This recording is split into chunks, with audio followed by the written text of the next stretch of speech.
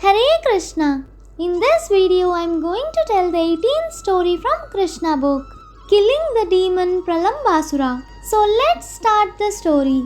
After extinguishing the devastating fire, Kṛṣṇa, surrounded by his relatives, friends, cows, calves and bulls, and glorified by their singing, again entered Vrindavana, which is always full of cows. While Kṛṣṇa and Balarama were enjoying life in Vrindavana, in the midst of cowherd boys and girls, the season gradually changed to summer. In Vrindavana, everyone was pleased because summer there appeared just like spring. This was possible only because Lord Kṛṣṇa and Balarama, who are the controllers even of Lord Brahma and Lord Shiva, were residing there.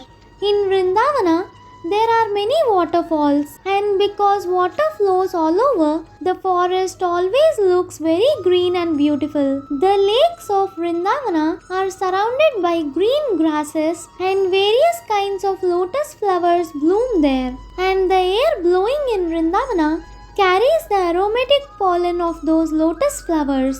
Vrindavana is such a nice place. Flowers are always blooming, and there are even various kinds of decorated deer. Birds are chirping, peacocks are crowing and dancing, and bees are humming. The cuckoos there sing nicely in 5 kinds of tunes. Kṛṣṇa, the reservoir of pleasure, blowing his flute, accompanied by his elder brother Balarama and other cowherd boys and cows, entered the beautiful forest of Vrindavana to enjoy the atmosphere. They walked into the midst of newly grown leaves of trees whose flowers resembled peacock feathers. They were garlanded by those flowers and decorated with saffron chalk. Sometimes they were dancing and singing, and sometimes wrestling with one another. While Kṛṣṇa danced, some of the cowherd boys sang, and others played on flutes. Some bugled on buffalo horns or clapped their hands, praising Kṛṣṇa. Dear brother, you are dancing very nicely. Actually, all these boys were demigods descended from higher planets to assist Kṛṣṇa in his pastimes. The demigods, garbed in the dress of the cowherd boys, were encouraging Kṛṣṇa in his dancing.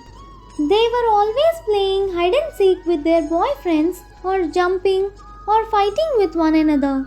They played blind man's buff, challenging and touching one another. Sometimes they imitated the forest deer and various kinds of birds. They joked with one another by imitating croaking frogs, and they enjoyed swinging underneath the trees. In this way, Balarama and Kṛṣṇa, along with all their friends, played all kinds of sports and enjoyed the soothing atmosphere of Vrindavana, full of rivers, lakes, fine trees, and excellent fruits and flowers. Once, while they were engaged in their transcendental pastimes, a great demon of the name Pralambāsura entered their company, desiring to kidnap both Balarama and Kṛṣṇa.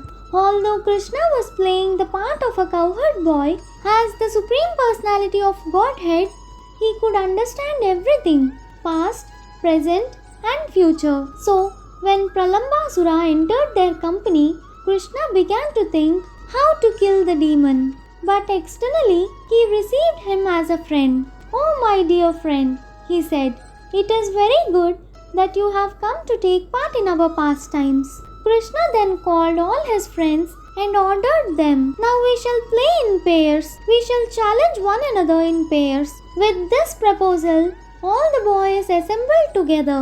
Some of them took the side of Kṛṣṇa and some of them took the side of Balarama, and they arranged to play in duel. The defeated members in duel fighting had to carry the victorious members on their backs. They began playing and at the same time tended the cows as they proceeded through the Bandiravana forest. The party of Balarama, accompanied by Sridhama and Vrishabha, came out victorious, and Kṛṣṇa's party had to carry them on their backs through the Bandiravana forest. The Supreme Personality of Godhead, Kṛṣṇa, being defeated, had to carry Sridhama on his back, and Bhadrasena carried Vrishabha. Imitating their play, Pralambāsura, who appeared there as a cowherd boy, carried Balarama on his back. Pralambāsura was the greatest of the demons, and he calculated that Kṛṣṇa was the most powerful of the cowherd boys. In order to avoid the company of Kṛṣṇa, Pralambāsura carried Balarama far away. The demon was undoubtedly very strong and powerful, but he was carrying Balarama, who is compared with a mountain. Therefore, he began to feel the burden, and thus he assumed his real form. When he appeared in his real feature, he was decorated with a golden helmet and earrings and looked just like a cloud with lightning carrying the moon. Balarama observed the demon's body expanding up to the limits of the clouds, his eyes dazzling like blazing fire and his mouth flashing with sharpened teeth. At first, Balarama was surprised by the demon's appearance, and he began to wonder how is it that all of a sudden this carrier has changed in every way. But with a clear mind, he could quickly understand that he was being carried away from his friends by a demon who intended to kill him. Immediately, he struck the head of the demon with his strong fist. Being stricken by the fist of Balarama, the demon fell down dead and blood poured from his mouth. When the demon fell, he made a tremendous sound, and it sounded as if a great hill were falling upon being struck by the thunderbolt of King Indra. All the boys then rushed to the spot. Being astonished by the ghastly scene, they began to praise Balarama with the words, "Well done! Well done!" All of them then began to embrace Balarama with great affection, thinking that he had returned from death, and they offered their blessings and congratulations. All the demigods in the heavenly planets became very satisfied and showered flowers on the transcendental body of Balarama, and they also offered their blessings and congratulations for his having killed the great demon Pralambāsura. Thus ends the Bhaktivedanta purport of the 18th chapter of Kṛṣṇa, killing the demon Pralambāsura. Thank you. Hare Krishna.